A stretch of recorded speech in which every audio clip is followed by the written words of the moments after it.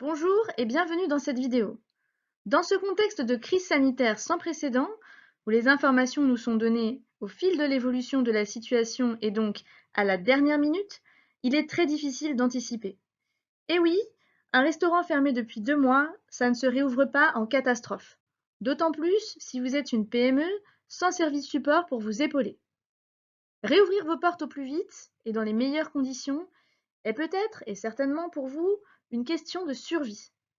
Alors, pour vous aider à anticiper, j'ai regroupé dans cette vidéo les mesures spéculatives qui pourraient être exigées dans le cadre des réouvertures de restaurants.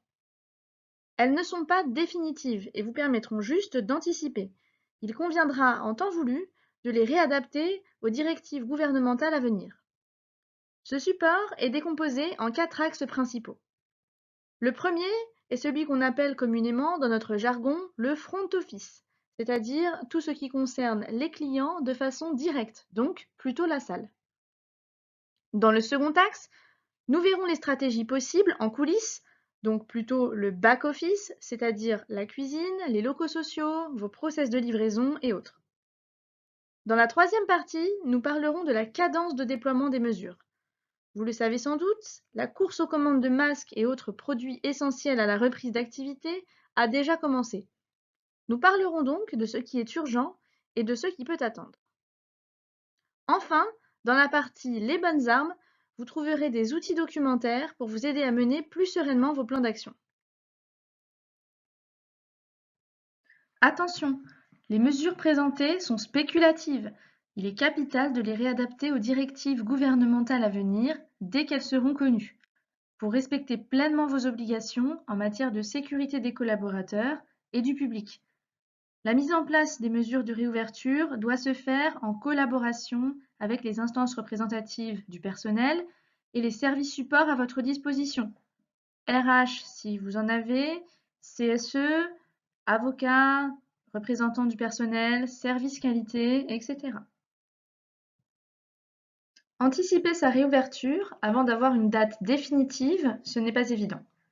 Une chose est sûre, pour que l'activité reparte, il va falloir rassurer vos clients sur vos capacités à les accueillir en toute sécurité.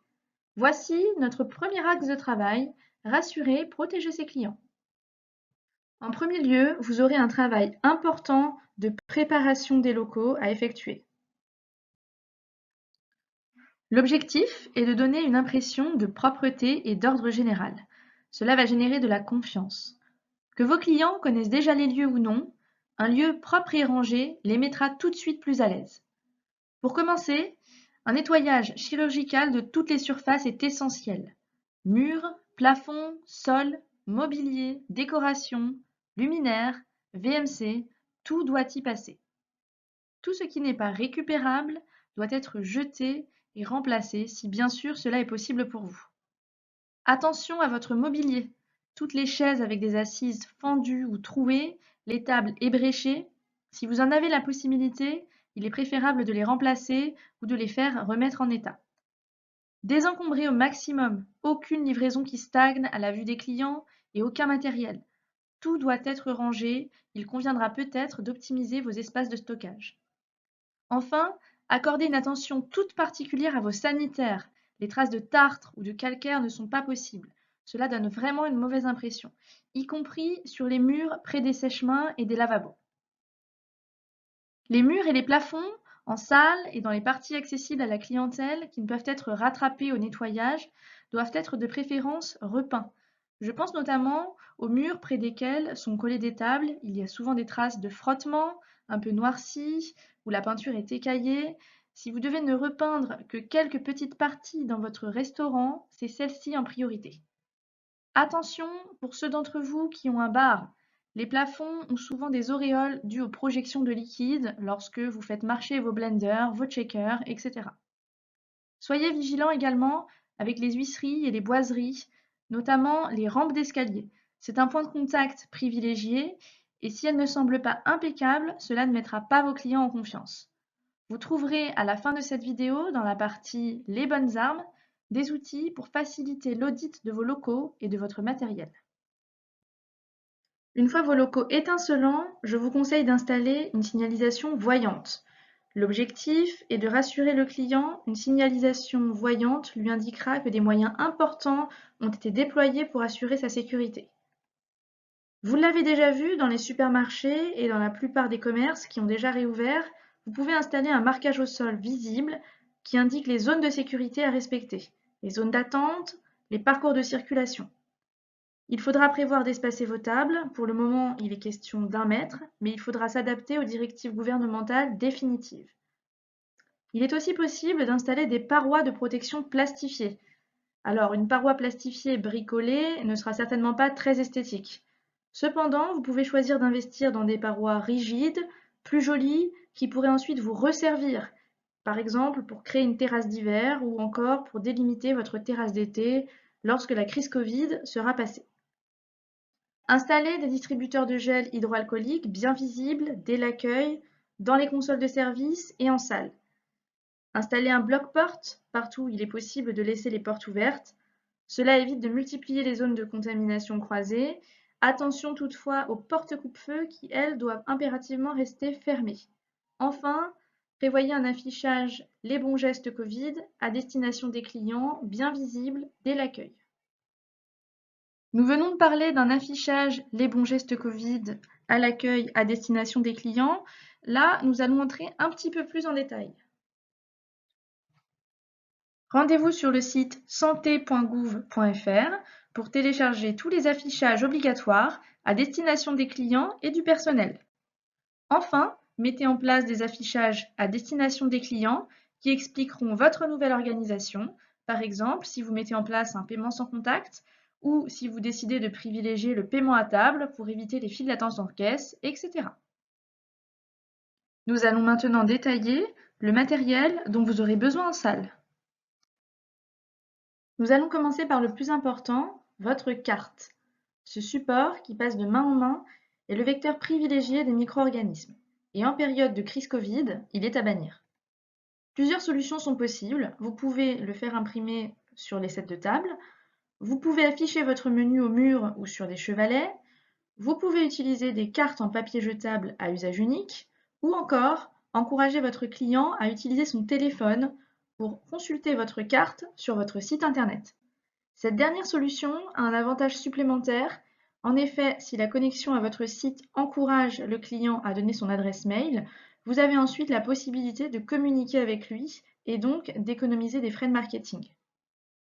Une fois que vous avez trouvé votre support, il sera nécessaire de réduire votre offre en tenant compte des produits phares ou signatures très appréciés par vos clients dont vous ne pouvez pas vous passer, des stocks restants après votre fermeture au mois de mars, des possibilités de livraison de vos fournisseurs, les nouvelles exigences sanitaires et organisationnelles que vous devrez respecter à la réouverture. Là, attention, si vous êtes tenu de respecter une certaine distance entre vos employés, notamment en cuisine, et que pour cela vous devez revoir votre organisation, attention aux plats que vous allez mettre sur votre carte. Essayez de privilégier les produits qui nécessitent peu de manipulation et de circulation dans la cuisine. Enfin, privilégiez les produits à forte marge dans la mesure du possible. Remplacez vos condiments rechargeables sur table tels que le sel, le poivre, le ketchup et autres par des sachets à usage unique jetables.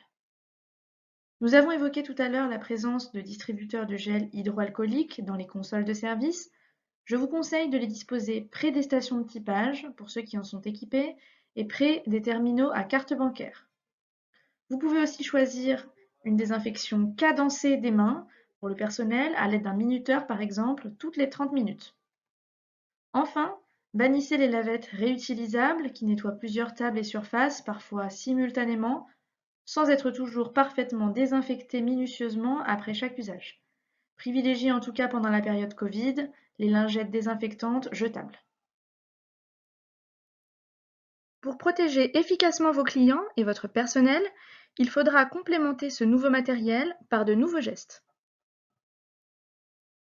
Le premier geste, le plus essentiel, qui protégera à la fois vos clients et votre personnel, est le port du masque. Alors, pourquoi masque plutôt que visière? Eh bien, un restaurant est un espace confiné, dans lequel la circulation d'air est limitée. On le sait, pour l'avoir entendu assez largement à travers les médias, que le virus a une durée de vie d'environ 3 heures dans l'air ambiant. La visière, même si elle va protéger vos collaborateurs d'éventuelles projections de salive, ne filtre pas l'air qu'ils respirent et les protège donc très peu. Il est recommandé de changer ce masque toutes les 4 heures ou plus fréquemment en cas par exemple de forte exposition à la chaleur ou de transpiration. Attention aux bonnes pratiques, ce masque n'est efficace que s'il est porté et enfilé correctement. Dans la restauration, la plupart de vos collaborateurs travaillent en coupure. Ainsi, je vous conseille d'imposer un changement de tenue, de blouse à usage unique entre chaque service. Pour le port de gants, il y a 2 écoles. Ceux qui prônent le port de gants permanent avec un changement très régulier et ceux qui prônent un lavage des mains fréquent. L'ennui avec les gants, c'est que s'ils sont utilisés en permanence et pas changés régulièrement, ils peuvent servir de support au virus et contaminer personnes et matériel. Il peut entraîner la non-observance des opérations de décontamination des mains et créer un faux sentiment de sécurité. Un stockage inapproprié entraîne une contamination du matériel et les techniques d'enfilage et de retrait inappropriées peuvent elles aussi être à l'origine de la transmission de germes. Aussi, je vous conseillerais plutôt de privilégier un lavage des mains fréquent et cadencé et de limiter l'utilisation des gants ou même d'un tablier jetable aux seules opérations de nettoyage et de rangement de livraison. On ne sait pas avec certitude combien de temps ce nouveau coronavirus survit sur les surfaces, mais il semble qu'il persiste quelques heures à plusieurs jours. Aussi, il conviendra de nettoyer régulièrement ces surfaces potentiellement infectées, les poignées de porte, les interrupteurs, les rampes d'escalier, etc. Vous pouvez matérialiser ces surfaces pour les rendre visibles à l'aide par exemple d'une pastille rouge. Cela vous permettra de rassurer vos clients sur la fréquence de désinfection de ces zones et facilitera l'opération de décontamination. Plus la zone est visible, plus l'opération est rapide et moins il y a d'oubli. Vous pouvez personnaliser ces pastilles lorsqu'elles sont sur des surfaces accessibles à vos clients. Cela apportera un sentiment de confiance supplémentaire. N'oubliez pas de matérialiser les points de contact de vos équipements et matériels. Je pense notamment au goulot des bouteilles de condiments, aux poignées de votre blender au bar, aux manches de votre pilon à cocktail, etc. Il est préférable de documenter vos actions à l'image des process HACCP. J'écris ce que je fais et je fais ce que j'écris, pour plusieurs raisons. La première est que cela vous permettra de contrôler la bonne application et la bonne fréquence des mesures mises en place. La deuxième est qu'en cas de contrôle officiel, vous avez un support vous permettant de prouver quelles mesures ont été mises en place et si elles ont été correctement suivies. Vous trouverez des exemples de matrices de décontamination à la fin de cette vidéo dans la partie Les bonnes armes. Nous ne savons pas encore si des contrôles officiels seront nécessaires avant les réouvertures ou après, mais cela a été évoqué dans les médias et il est donc judicieux de s'y préparer. Il est important de nettoyer ces points de contact de manière cadencée, à l'aide d'un minuteur par exemple, sans tenir compte de la charge de travail. Je vous conseille également de cadencer le lavage des mains. À vous de définir la fréquence, par exemple toutes les 30 minutes. Pour que ces mesures s'enchaînent de manière plus fluide, je vous conseille de mettre en place des protocoles de service. Vous trouverez un exemple à la fin de cette vidéo dans la partie Les bonnes armes. Dans ces protocoles seront regroupés l'ensemble des gestes que nous avons évoqués plus haut, comme la désinfection des points de contact, mais nous irons un peu plus loin en détaillant davantage les gestes indispensables à la non-propagation du virus, comme se désinfecter les mains avant de dresser les tables, avant l'envoi des plats, ou la désinfection minutieuse du mobilier entre chaque client. C'est déjà a priori le cas dans vos établissements, en salle comme en cuisine, mais il est toujours bon de le rappeler, on évite absolument l'ouverture des poubelles avec les mains. Équipez-vous de poubelles à commande non manuelle et auditez le bon fonctionnement du matériel en place. Faites évacuer vaisselle sale et déchets le plus rapidement possible pendant votre service. Les déchets qui stagnent, ce sont des micro-organismes qui se multiplient. Le paiement est un moment sensible. On échange de la monnaie, des tickets de caisse, on touche le terminal à carte bancaire. Vous pouvez limiter les risques de contamination en mettant en place des mesures simples. Pour ceux d'entre vous qui ont des caisses centrales, je vous conseille de mettre en place le paiement à table. Cela vous évitera d'avoir des files d'attente car si votre restaurant est petit, il va être compliqué d'avoir une file d'attente avec 1 mètre de séparation entre chaque personne. La plupart d'entre vous en est équipés, le paiement sans contact est un allié non négligeable. Encouragez vos clients à utiliser ce mode de paiement. Décontaminez vos terminaux de paiement entre chaque utilisation. Imposez une désinfection des mains entre chaque paiement pour le personnel. Proposez au client de prendre en photo sa note afin d'éviter le contact. Vous trouverez à la fin de cette vidéo des exemples d'affichage à destination des clients dans la partie « Les bonnes armes ». Il est essentiel de communiquer avec votre personnel. Ils doivent respecter et faire respecter les distances de sécurité pour eux et pour leurs clients. Pas de poignées de main ou autres accolades. Avec les clients comme avec les collègues, on se dit bonjour de loin. Nous allons passer au deuxième axe principal de cette vidéo. Il va concerner essentiellement les collaborateurs et les mesures que vous prendrez en back-office, c'est-à-dire en cuisine, dans vos locaux sociaux, etc. Commençons par la partie organisation. Mettez en place des protocoles d'arrivée et de départ et prévoyez d'afficher le détail de ces nouveaux protocoles dans vos locaux sociaux. Par exemple, imposer le port du masque en entrant dans le restaurant, se laver les mains immédiatement, signaler sa présence au responsable ou encore aller se changer seul dans les vestiaires, etc. Ajustez votre planification. Une arrivée cadencée, c'est la garantie de limiter les attroupements dans les vestiaires ou dans la salle de pause. Faites prendre les pauses et les repas de manière individuelle. Vous pouvez les faire prendre à tour de rôle ou dans plusieurs espaces de l'établissement. Organisez des départs cadencés, comme vos arrivées, et, dans la mesure du possible, essayez de ne prévoir qu'une seule personne par poste ou par zone en cuisine et en salle, afin de diminuer la circulation. Je dis bien dans la mesure du possible, car la circulation est inévitable en salle. Toutefois, une bonne organisation en cuisine peut vous permettre de faire quelques efforts en termes de circulation. Tout à l'heure, nous parlions de protocole de service en salle et de cadence, de lavage des mains par exemple. Mettez cette mesure en place également en cuisine pour l'ensemble du personnel. Prévoyez un réassort du matériel afin que vos collaborateurs aient chacun le leur et qu'ils ne se les échangent pas. Je pense aux couteaux, aux limonadiers, etc. Nous en parlions tout à l'heure, pour la salle notamment, attention à vos poubelles. En cuisine et dans vos locaux sociaux, équipez-vous, si ce n'est pas encore le cas, de poubelles à commande non manuelle et auditez le matériel existant. Il doit être en état de fonctionnement. Enfin, nous l'évoquions également plus tôt, dans la première partie de la vidéo, attention à vos déchets qui doivent être évacués régulièrement. A priori, ces mesures ne sont pour vous que des rappels, le facteur risque sanitaire étant pour la plupart d'entre vous déjà bien intégré par vos équipes. Vous allez revoir votre offre food, certainement la diminuer. Vous allez également revoir votre mise en place.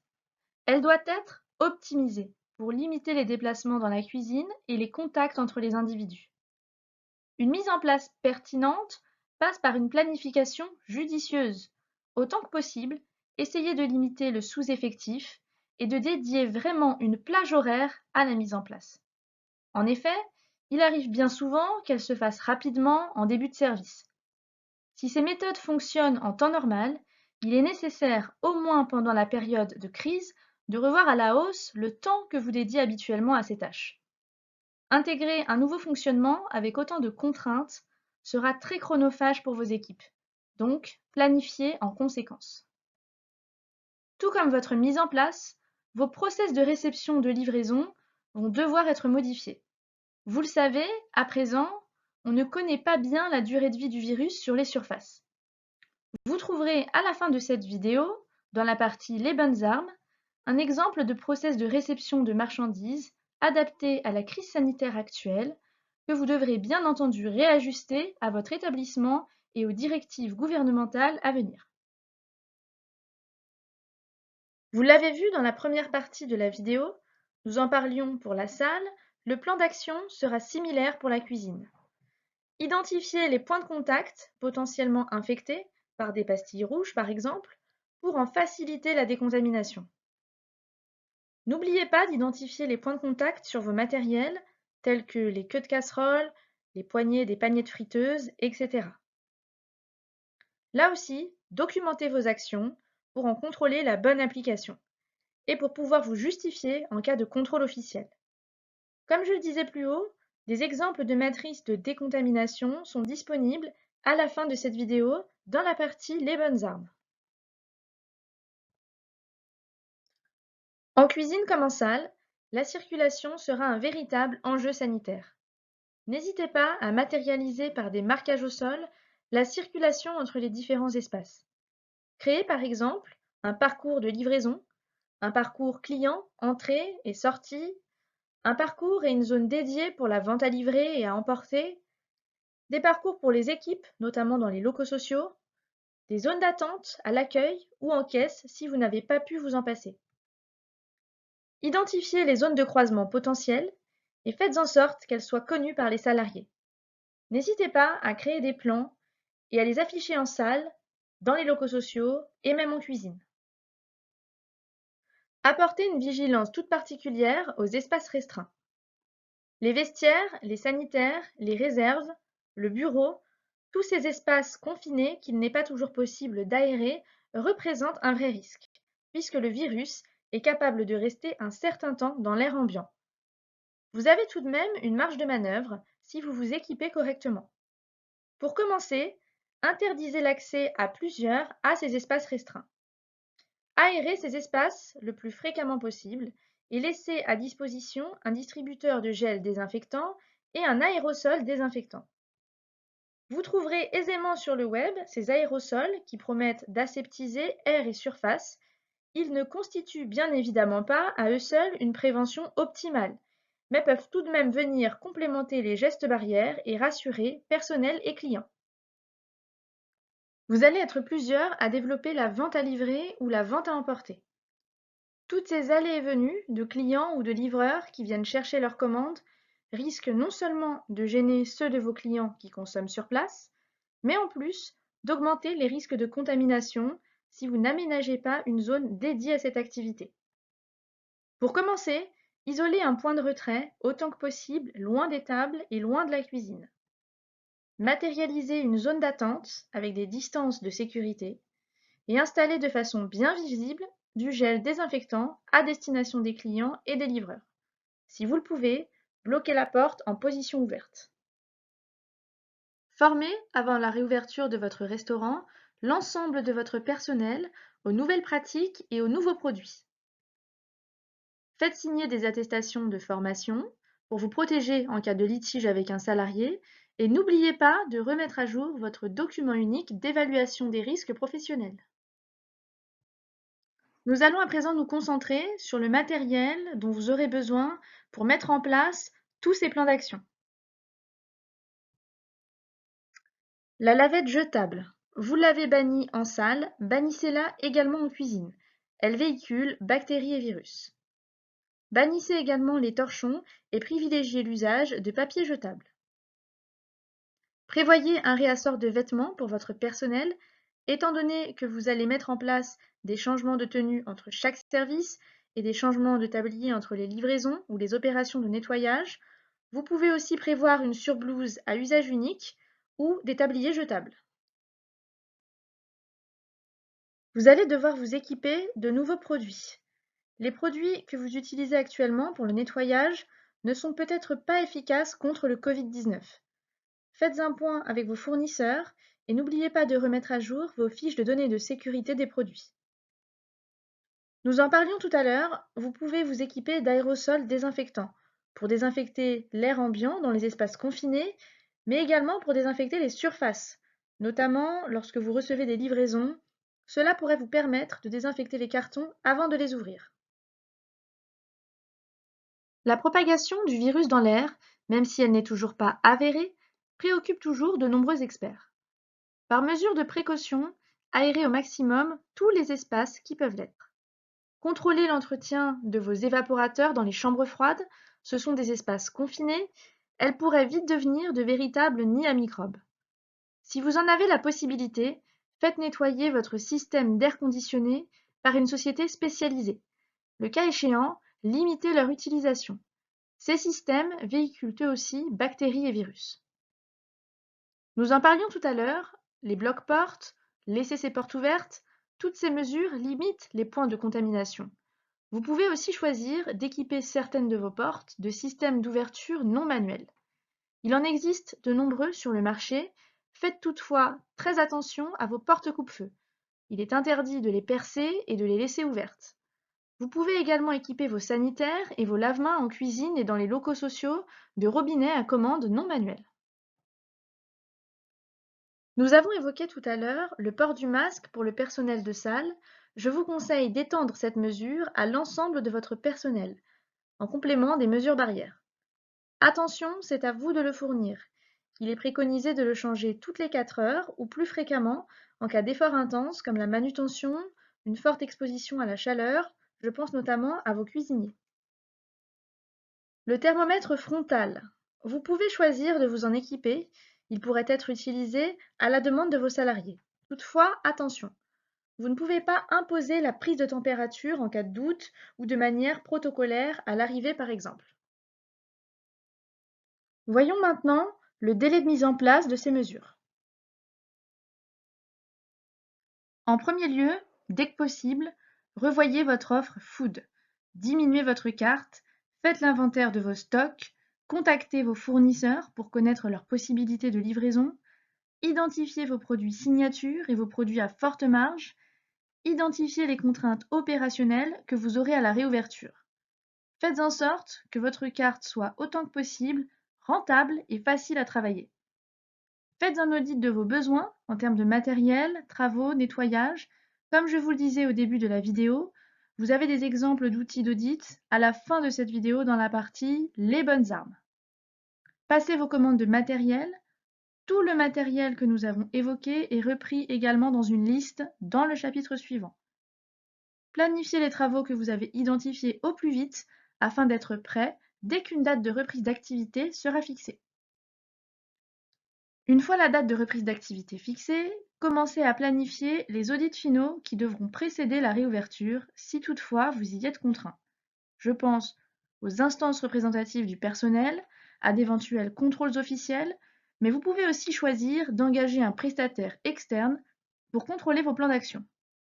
Une fois votre carte réactualisée, en fonction de vos besoins, réorganisez vos postes de travail pour limiter un maximum la circulation entre les espaces. Démarrez les opérations de nettoyage et celles que vous avez prévues précédemment. Planifiez vos salariés en fonction des contraintes opérationnelles que nous avons évoquées plus haut. Créez vos plans de déplacement interne sur papier dans un premier temps. Planifiez vos formations d'équipe en plusieurs fois et par petits groupes ou même en e-learning si vous le pouvez. Et enfin, n'oubliez pas de planifier les interventions nécessaires à la réouverture de votre restaurant, comme la remise en route de votre matériel informatique ou de vos divers équipements comme la pompe à bière, etc. La dernière étape, juste avant de réouvrir, contrôlez les dernières opérations de nettoyage, mettez en place le nouveau matériel reçu, placez vos pastilles rouges sur les points de contact à désinfecter dans tout l'établissement et sur tous vos matériels. Passez vos commandes food, mettez en place vos parcours de circulation au sol et matérialisez-les avec de l'adhésif. Nous voici dans la dernière partie, les bonnes armes. Vous trouverez dans ce chapitre l'ensemble des supports documentaires pour communiquer avec vos clients et votre personnel, des outils pour faire un audit détaillé de vos locaux et de votre matériel, ou encore une liste pour passer vos commandes sans rien oublier. Voici un récapitulatif de tout le matériel que nous avons évoqué pendant les 3 chapitres précédents. Gel hydroalcoolique, masque, lingettes désinfectantes, pastilles rouges, minuteurs, etc. Attention, anticipez. Vos fournisseurs ne pourront pas servir tous les restaurants en même temps. Aussi, pour le matériel indispensable à la réouverture, comme les masques ou les lingettes désinfectantes, prévoyez tout de même un plan B. Un point de vente où vous pourrez vous approvisionner à la dernière minute. Lorsque nous avons parlé des nouveaux gestes pour le personnel, en salle comme en cuisine, Nous avons évoqué la possibilité de créer des protocoles d'arrivée, de départ ou de service afin que toutes ces nouvelles habitudes s'enchaînent de manière fluide. Voici 3 exemples. Un protocole d'arrivée et de départ, c'est une espèce de routine, regroupant les gestes qu'il est indispensable de respecter et qu'il ne faut surtout pas oublier. Adaptez-le à vos locaux et à votre fonctionnement existant, partagez-le avec vos équipes lors des formations pré-ouverture et par des affichages rappels dans vos locaux sociaux. Le premier point de vigilance sera le respect des heures d'arrivée. En effet, vous mettez en place une arrivée cadencée pour vos collaborateurs pour limiter un maximum de contacts entre les individus. Il est donc essentiel que vos collaborateurs respectent scrupuleusement l'heure prévue pour leur prise de poste. Le second point concerne le lavage des mains et le port du masque, indispensable dès l'arrivée. Après avoir désinfecté ses mains, le collaborateur va immédiatement signaler son arrivée au responsable. C'est un point important pour plusieurs raisons. La première est que cela permet au responsable de contrôler l'heure d'arrivée et d'anticiper ainsi un éventuel croisement entre les collaborateurs dans les vestiaires. La seconde est qu'en cas d'évacuation de l'établissement, par exemple pour un incendie, le responsable d'évacuation doit impérativement savoir qui se trouve dans l'établissement. Après avoir signalé son arrivée au responsable, le collaborateur se rend immédiatement dans les vestiaires pour se changer seul et patiente si le vestiaire est occupé. Les salariés doivent changer leur tenue entre chaque service, sauf si vous avez mis en place des blouses à usage unique. Attention au rangement des vêtements de travail qui doivent être scrupuleusement rangés dans le casier, sauf les chaussures qui doivent être rangées dans un meuble prévu à cet effet. Une fois changé, le collaborateur lave ses mains avant de prendre son poste. À la fin du service, le collaborateur signale son départ au responsable et quitte immédiatement l'établissement. Il ne stagne pas pour attendre des collègues ou pour consommer une collation. Le fonctionnement est le même pour le protocole de service en salle. Il s'agit de regrouper sous forme de routine les bons gestes à faire adopter à vos équipes pour limiter les risques de contamination. Mettons-nous dans la peau d'un serveur qui commence son service. Dès sa prise de poste, il contrôle le bon approvisionnement des consommables, gel, lingettes désinfectantes, etc. Il désinfecte ses mains et son matériel avant de commencer, par exemple son limonadier, son pad, son stylo, son ordinateur, etc. Il évite de partager ce matériel. Il désinfecte les points de contact de son rang ou de sa zone en début de service, puis de manière récurrente en fonction de la fréquence que vous avez définie, par exemple toutes les 30 minutes.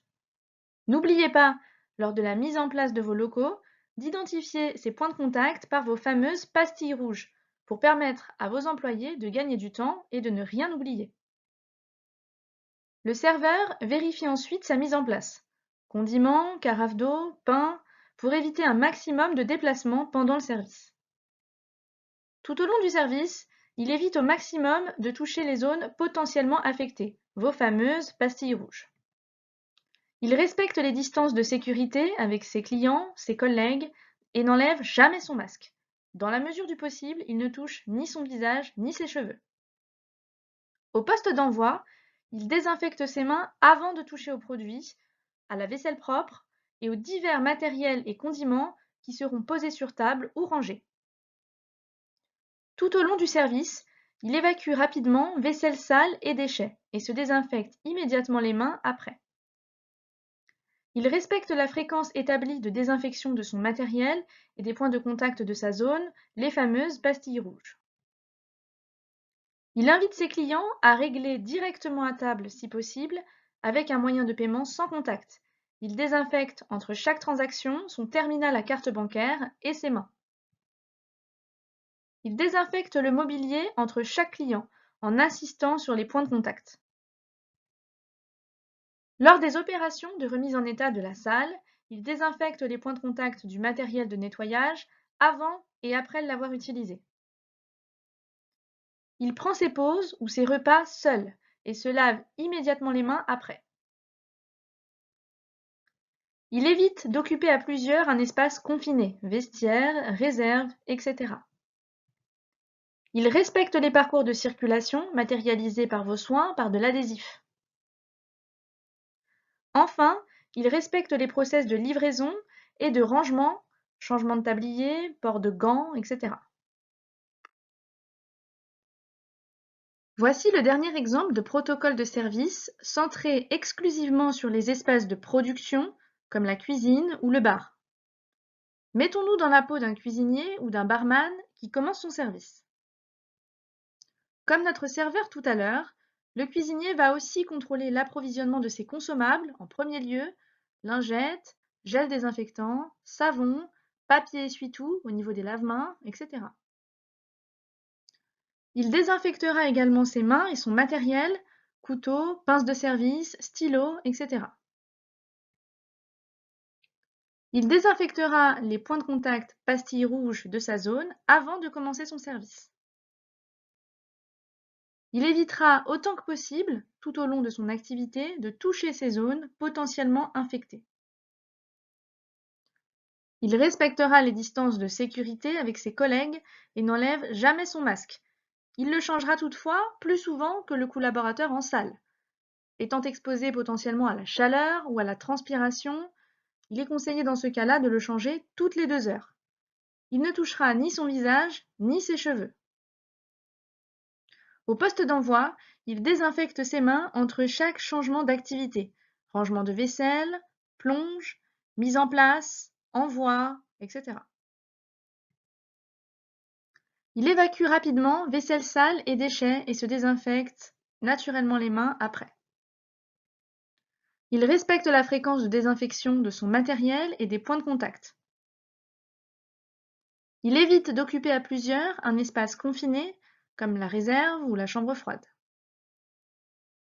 Il respecte les process de réception et de rangement des livraisons, comme le changement de tablier ou le changement des gants.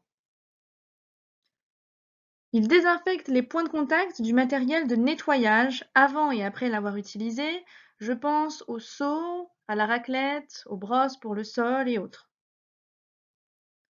Il respecte les parcours de circulation que vous aurez matérialisés là aussi en cuisine ou au bar. Enfin, comme tous les collaborateurs en salle, il prendra ses pauses seul ainsi que ses repas. Nous avons évoqué plusieurs fois la mise en place d'un process de réception des livraisons. Voici un exemple. Préparez-vous en amont. Bon de commande, diable, bac de stockage propre, balance, sonde. Pour éviter la circulation, ayez tout à disposition avant l'arrivée du livreur. Imposez aux collaborateurs chargés de la réception et du rangement le port de gants, de masques bien entendu, et de tabliers jetables. L'échange de marchandises doit se passer autant que possible sans contact avec le livreur. Respectez et faites respecter les distances de sécurité et les zones d'attente. Effectuez le contrôle et le décartonnage de vos marchandises rapidement et si possible à l'extérieur. Je dis bien si possible. Ne mettez pas en danger vos marchandises fraîches ou surgelées car les risques de rupture de chaîne du froid sont tout aussi importants. Vous pouvez, si vous avez choisi d'utiliser les aérosols désinfectants, aseptiser l'ensemble de vos produits emballés à l'aide de ces sprays. Attention, je parle bien des produits emballés hermétiquement. Les produits bruts, comme les fruits ou les légumes, doivent être désinfectés au vinaigre et à l'eau. Imposez le changement de tablier après la livraison, sauf si vous avez décidé d'employer des tabliers jetables à usage unique. Dans ce cas-là, on les jette immédiatement après l'opération. Nettoyez régulièrement les points de contact de ces zones de livraison, comme la sonnette, les interrupteurs et autres. Naturellement, le collaborateur doit se laver les mains avant de commencer une autre activité.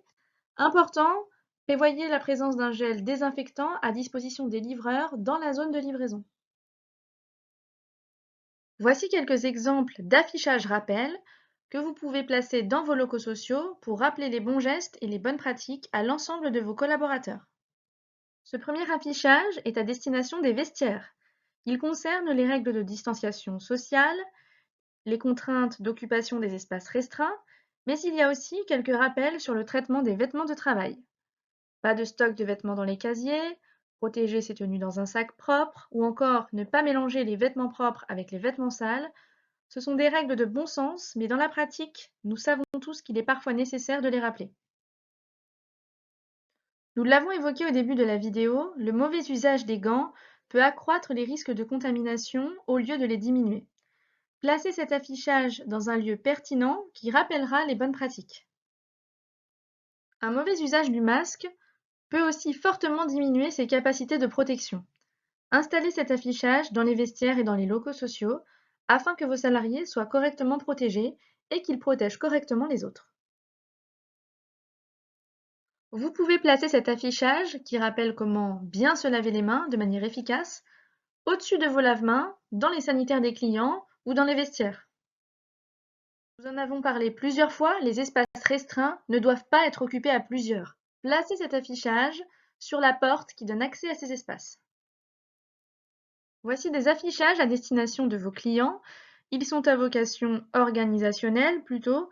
Pour les affichages obligatoires, téléchargez-les sur le site santé.gouv.fr. Celui-ci détaille et explique de manière synthétique les mesures que vous avez mises en place pour les protéger et protéger vos salariés et les mesures barrières qu'on vous demande d'appliquer. Cet affichage est centré exclusivement sur le paiement. Il encourage vos clients à régler directement à table, de privilégier les paiements sans contact ou encore de prendre en photo sa facture pour limiter les contacts. Celui-ci est plutôt à destination de votre pôle vente à livrer, vente à emporter. Il reprend les précautions à prendre pour les paiements, la désinfection des mains en entrant, les distances de sécurité et la signalisation. Dans cette dernière partie, vous trouverez des outils d'audit interne pour préparer la remise en état de vos locaux, des exemples d'outils d'audit interne quotidiens pour désinfecter vos points de contact sensibles, un exemple d'attestation de formation pour votre personnel. Je vous le rappelle, documenter vos plans d'action, c'est pouvoir en contrôler la bonne application et c'est une preuve de sérieux en cas de contrôle officiel. Voici la matrice de décontamination des points de contact, vos fameuses pastilles rouges. Établissez une liste par zone de votre restaurant. Là, vous avez un exemple pour le bar et l'accueil. Listez l'ensemble des points de contact de la zone et laissez un espace, comme vous le voyez là sur la droite, pour noter le nom de la personne qui a effectué l'opération, l'heure et sa signature. Ce document est un exemple d'audit interne préalable à votre ouverture. Là aussi, je vous conseille de découper votre restaurant en plusieurs zones et de lister l'ensemble des points qui doivent être vérifiés. Établir ces documents prend énormément de temps, j'en ai bien conscience. Pour ma part, ils sont déjà tous faits. N'hésitez pas à me laisser en commentaire votre adresse mail si vous souhaitez que je vous envoie des exemples. Voici le dernier document, l'attestation de formation Bonnes pratiques sanitaires Covid-19. Prévoyez plusieurs modules, le nettoyage des points de contact, les bonnes pratiques des nouveaux produits lessiviels, les nouveaux gestes anti-Covid, les nouveaux process de livraison et vos nouveaux process de production. Puisque vous allez modifier votre carte et changer l'organisation, vous allez devoir dédier beaucoup de temps à ce module. Cette vidéo est maintenant terminée. Merci de l'avoir suivie. J'espère qu'elle vous aura aidé à anticiper la réouverture de votre restaurant. N'oubliez pas de réadapter tous vos plans d'action aux directives gouvernementales à venir. N'hésitez pas à me laisser vos questions en commentaire et vos adresses mail si vous voulez que je vous envoie en format PDF les supports documentaires que nous avons évoqués. Bon courage à tous!